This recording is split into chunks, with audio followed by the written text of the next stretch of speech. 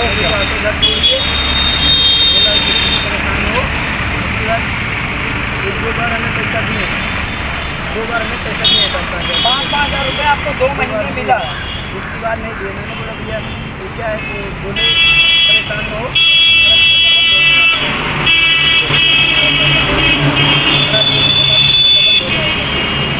लेकिन 2 महीने बाद नहीं बंद हुआ सर। फिर मैंने बोला दिलासा देते रहे झूठा मुझे, आज नहीं तो कल मेरा क्लोज हो जाएगा सर। इसलिए मुझे परसों पेपर में आया, तब मुझे पता चला कि मेरा भी उसी बैंक में मेरा किस पेपर में आया था? सर अमर उजाला में। अमर उजाला में जी सर। क्या आया था? सर उसमें लिख के आया कि बैंक में ऐसा ऐसा फ्रॉड हुआ है। तो मुझे बैंक का नाम मालूम था, तो सर मैं भी दौड़ के चल गया और वहाँ पे मैं अपना एस्टीमेट निकलवाया बैंक का, तो मुझे पता चला कि मेरे नाम पे 11 लाख का लोन है। ये देखिए,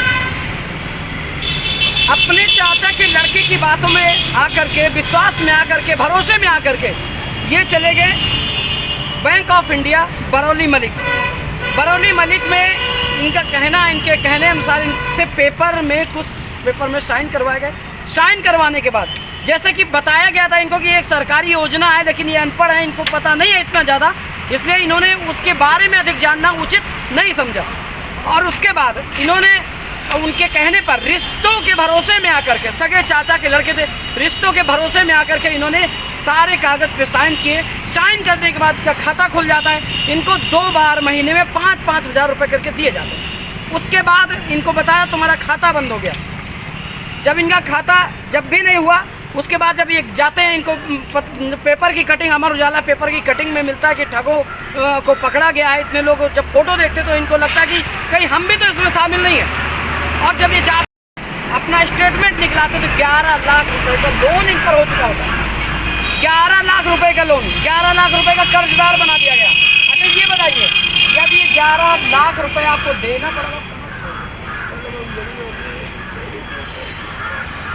पाँच लाख क्या सर हम गरीब आदमी 1 रुपया नहीं दे पाएंगे। नहीं दे पाएंगे तो देंगे हमारे साथ कुछ नहीं। हमारे तो दीदी और हमारे एक छोटी सी दीदी है साहब, 1 रुपया नहीं दे पाएंगे। तो कैसे, मतलब क्या काम करते हैं आप? सर हम लखनऊ में रिक्शा चलाते हैं। लखनऊ में रिक्शा चलाते हैं।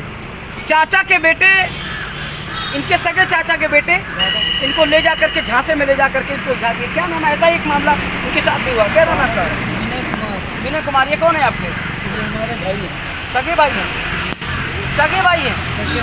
अच्छा क्या हुआ था? जैसे ही ऐसा ही मैटर हुआ। क्या तुमसे क्या बताया गया था? हमसे बताया गया था चलो तुम्हारा हम अकाउंट खुलवा देते हैं। हम बोले कि तुम्हारा बैंक ऑफ इंडिया में नाम क्या है तुम्हारा? विनय कुमार जी, अकाउंट नंबर है। हमने कहा कि नहीं है। उन्होंने कहा कि चलो हम खुला देते हैं बैंक ऑफ इंडिया में, फिर वहाँ ले जाया जाता है। फिर हमको कितनी मोड़ रद्दी की कापी देते हैं, फिर उस पर साइन करवाते हैं। साइन करवाते फिर उसके बाद वहाँ से छोड़ देते हैं। उसके बाद छोड़ देते हैं। आपको भी पैसा मिला था? बाद में दिया था? नहीं, हमें पैसा नहीं मिला। इनको तो कोई पैसा भी नहीं मिला। इनको कोई पैसा नहीं मिला। इसी तरीके से ये 2 सगे भाई हैं, एक ही घर के रहने वाले हैं, और इनके चाचा के लड़के, क्या नाम उनका? राजेश कुमार रावत है। राजेश कुमार रावत इनके चाचा के लड़के। पिता क्या नाम है उनके?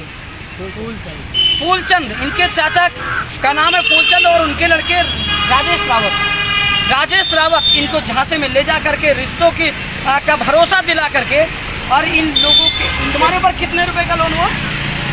11 लाख। तुम्हारे ऊपर 12 लाख का। एक भाई पर 12 लाख और एक भाई पर 11 लाख, कुल मिलाकर के 23 लाख रुपए का लोन मंजूर करवा दिया गया। लोन मंजूर 23 लाख रुपए। आपसे और कोई कागज नहीं मांगा गया था?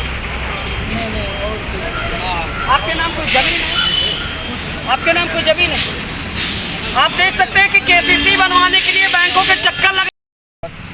वो जो इनके चाचा दादा के लड़के हैं, उनके विश्वास पर इन्होंने जाके जो अंगूठा दस्तखत कराया, क्योंकि हमारी पार्टी जो है अनपढ़ है, उससे ज़्यादा कोई जानकारी नहीं है। आज ही सुबह हमको जानकारी हुई, हमने तत्काल जो है मुख्यमंत्री पोर्टल पर एक एप्लीकेशन डाल दिया है और उसके बाद SDM साहब के सामने इनको पेश कर दिया है। उन्होंने कार्रवाई होने का आश्वासन दिया है।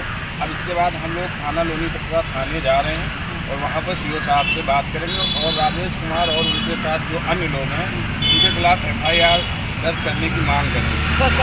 आज ये बताइए कि कितनी मजबूती से लड़ेंगे आप इनकी लड़ाई, जैसे कि आप वो पहले से भी यहाँ प्रचलित रहे हैं, आपकी कार्यशैली को काफ़ी सराहा भी गया है।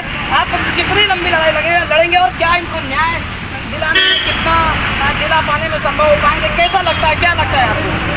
पूरी लड़ाई आसपास पूरी लड़ाई लड़ेंगे। अभी थाना लोनी घटना के बाद FIR दर्ज हो जाएगा। हम इनकी लड़ाई में पूरी तरह से भाग लेंगे और इनको पैसा बैंक में किसी भी हालत में जमा नहीं करना पड़ेगा। जिन लोगों ने इनके साथ फ्रॉड किया है वही लोग जो आएंगे और इनका पैसा जमा कराएंगे। ऐसा आश्वासन दिया जा रहा है। हम बात कर रहे थे तहसील बार के अधिवक्ता हनुमान प्रसाद तिवारी जी से। इन्होंने बताया आर पार की जंग लड़ी जाएगी और इस भ्रष्टाचार के खिलाफ एक मुहिम के तहत उस लड़ाई को छेड़ा जा चुका है। इनके द्वारा कुछ कार्रवाइयाँ की भी जा चुकी हैं और आगे की कार्रवाई भी आर पार की लड़ाई लड़ेगी। ऐसी ही खबरों को देखने के लिए देखते रहिए लाइव भारत न्यूज। और आप सभी लोगों से निवेदन है कि ऐसे लोगों के बहकावे में ना आए, ऐसे लोगों के झांसे में ना आए। जिस तरीके से आज 23 लाख रुपए का कर्जदार हो गया ये परिवार और मिले हैं सिर्फ मात्र 10,000 रुपये होगी इनको 2 बार में 5-5 हज़ार करके, और उसके बाद इतना बड़ा कर्ज का कर्जदार हो गया ये परिवार। ऐसे लोगों के झांसे में ना आए और ऐसी खबरों को देखने के लिए लाइक करें और सब्सक्राइब करें। देखते रहें लाइव भारत न्यूज। नमस्कार। घिस जाते हैं लेकिन KCC इतनी जल्दी नहीं बनती। 75 प्रकार के कागज मांगते हैं लेकिन 23 लाख रुपए का लोन, ना इनके पास कोई प्रॉपर्टी है और ना ही इनके पास किसी प्रकार की कोई कीमती वस्तु है। उसके बाद भी इनके ऊपर 23 लाख रुपए का लोन कर दिया जाता है। इतनी बड़ी मेहरबानी दिखाई जाती है और उसके बाद इनका खाता भी बंद कर दिया जाता है। जब ये स्टेटमेंट निकालते हैं तो इनके ऊपर 11 लाख और इनके ऊपर 12 लाख रुपए का कर्ज हो जाता है। आप ये बताइए, जब ऐसी घटना हो तो लोग, क्या नाम है आपका? आप इनके कौन है? पिताजी। आपको कब जानकारी हुई इस बात की? जानकारी हुई परसों जब पेपर आया तो जो है हमने देखा उसमें, तो ये देखा कि इसमें पेपर में इनका राजेश का नाम दिया गया और उसमें धोखाधड़ी निकाला गया। तो इन्होंने फोन किया, मेरे पापा मेरे नाम जो है ऐसा तो नहीं कि जाओ, हम जाकर के बैंक में देख लेते हैं। तो हम इनको बुलाए, हमने कहा बेटा आओ चलते हैं बैंक में गए तो वहाँ स्टेटमेंट भिजवाए तो इन्होंने 11 लाख मजदूर लड़के का और 12 लाख हमारे संगले लड़के का देखा। तब हमको पता चला हमने भागे वहाँ। अच्छा ये बताइए, जब आपको ये पता चला, जब से ये पता चला उसके बाद आपने कहीं भी थाने में या किसी भी जगह सरकारी जगह पे आपने कोई संबंधित प्रार्थना पत्र दिया? कोई नहीं दिया, अभी कुछ नहीं दिया। आपने कोई अधिवक्ता नियुक्त किया? आप इनके वकील हैं जी, क्या नाम है आपका?